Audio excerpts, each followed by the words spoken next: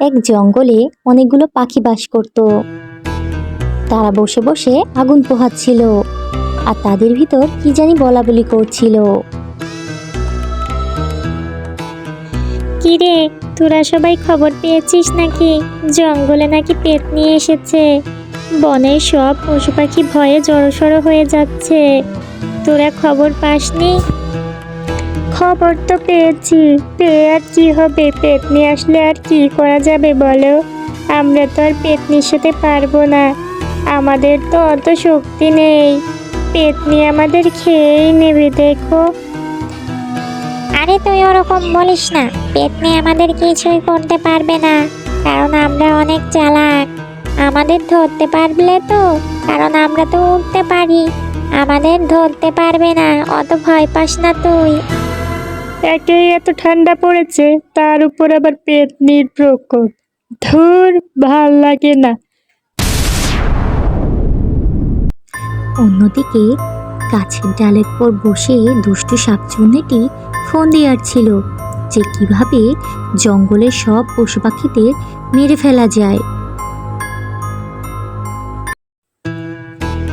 আমি হলাম বনের শাকচুন্নি। আমাকে দেখে সবাই ভয় করলো, কারণ আমি বনের সব পশু পাখিদের খেতে মরতে রক্ত খাবো। আমাকে দেখে সবাই ভয় কাঁপবে, আমি হব বনের রানী। জঙ্গলে শুধু আমার রাজত্বই চলবে। এখানে আমার পরে কেউ কথা বলতে পারবে না। কেউ কিছু বললেই তার ঘেটে মোটকে আমি রক্ত খাবো। এই কথা বলেই দুষ্টু শাকচুন্নিটি বিকট জোরে জোরে হাসতে থাকে, কারণ সে বনের রানী হবে। বড়দা, খবর শুনেছ নাকি? পেত্নীটা তো বনের সব পশু পাখিদের পুরো ভয় দেখিয়ে মেরে ফেলছে গো। ওর একটা ব্যবস্থা করতে হবে।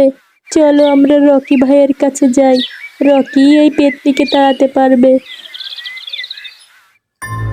এদিকে রকি শুয়ে শুয়ে ভাবছিল কিভাবে এই দুষ্টু পেতনিটাকে বন থেকে তাড়ানো যায়, কারণ বনের সব পশু পাখি এই দুষ্টু পেতনিটাকে ভয় পাচ্ছে। ভয়ে কেউ ঘর থেকেই বের হচ্ছে না। রকি অনেক চিন্তা ভাবনা করছিল ওই দুষ্টু পেতনিটাকে নিয়ে। সে কিভাবে এই পেতনিকে তাড়াবে সেই ভাবনায় সে মগ্ন ছিল। হঠাৎ তার মাথায় একটি বুদ্ধি এলো দুষ্টু পেতনিটাকে তাড়ানোর জন্য। সে ভাবল সে পেতনিটার সঙ্গে যুদ্ধ করবে। এই ভেবে রকি উঠে পড়ল। এদিকে দুষ্টু শাকচুন্নিটি টুনিকে একা পেয়ে অনেক ভয় দেখাচ্ছিল, আর টুনিও অনেক ভয় পাচ্ছিল। শাকচুন্নির ভয়ে টুনি কোনো কথাই বলতে পারছিল না। শাকচুন্নি অনেক খারাপ ব্যবহার করছিল টুনির সঙ্গে। কিরে টুনি, তোর তো দেখি সাহস ভারী।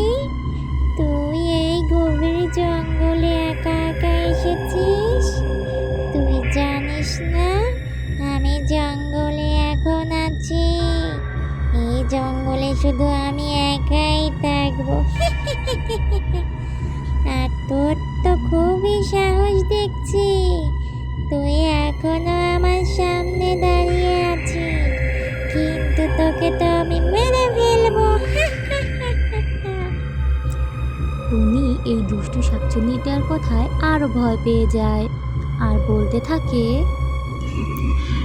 রানীমা, রানীমা, আমাকে মারবেন না রানীমা। আপনি এখন থেকে যেটা বলবেন আমি সেটাই করব। আপনার অনুমতি ছাড়া একটা কাজও করব না, আর আমি জঙ্গলেও আসব না। আপনি শুধু আমাকে প্রাণে বাঁচিয়ে রাখুন রানীমা, আপনি আমাকে মারবেন না। দুষ্টু শাকচুন্নিটি টুনির কোনো কথাই শুনছিল না। টুনি অনেক মিনতি করলো, তারপরও দুষ্টু শাকচুন্নিটি টুনির একটা কথাও শুনছিল না। অবশেষে টুনিকে সে মেরেই ফেললো। এদিকে রকি দুষ্টু শাকচুন্নিটার সাথে যুদ্ধ করার জন্য শাকচুন্নির কাছে চলে যায়। শাকচুন্নি রকির উপর অনেক জাদু করে, কিন্তু রকিকে কোনোভাবেই হারাতে পারে না। রকির উপর কোনো জাদুই খাটে না। শাকচুন্নিটি অবাক হয়ে যায় আর বলতে থাকে, কে তুই? তোর উপর আমার কোনো জাদু খাচ্ছে না কেন? মারিস না। কে তুই? কে? বল বল, আমাকে তুই মারছিস কেন? আমি কি করেছি? ছাড় আমাকে, ছাড় বলছি। তুই কি করেছিস তুই জানিস না? তুই বনের সকল পশু পাখিদের উপর অত্যাচার করছিস, তাদের ভয় দেখাচ্ছিস, তাদের মেরে ফেলছিস। তোর এত বড় সাহস! তোকে আজ আমি মেরেই ফেলবো তোকে। আমাকে আর মারিস না। আমি আর বনের কোনো পশু পাখিকে মারবো না, কথা দিচ্ছি। আর এই বন মুখও হবো না। আমাকে ছেড়ে দে আমাকে। আর মারিস না, আমি খুব ব্যথা পাচ্ছি। আমাকে ছেড়ে দে আমায়। ঠিক আছে, তোকে এখন ছেড়ে দিচ্ছি। আর যদি কোনোদিন তোকে এই বনের আশেপাশে দেখি, তোকে আমি মেরেই ফেলবো, বুঝলি? রকি এই কথা বলে পেতনিকে আরও কিছু মার দিয়ে বন থেকে তাড়িয়ে দেয়। আর বনের সকল পশু পাখি মুক্ত হয়ে যায়, নির্ভয়ে চলাচল করতে পারে।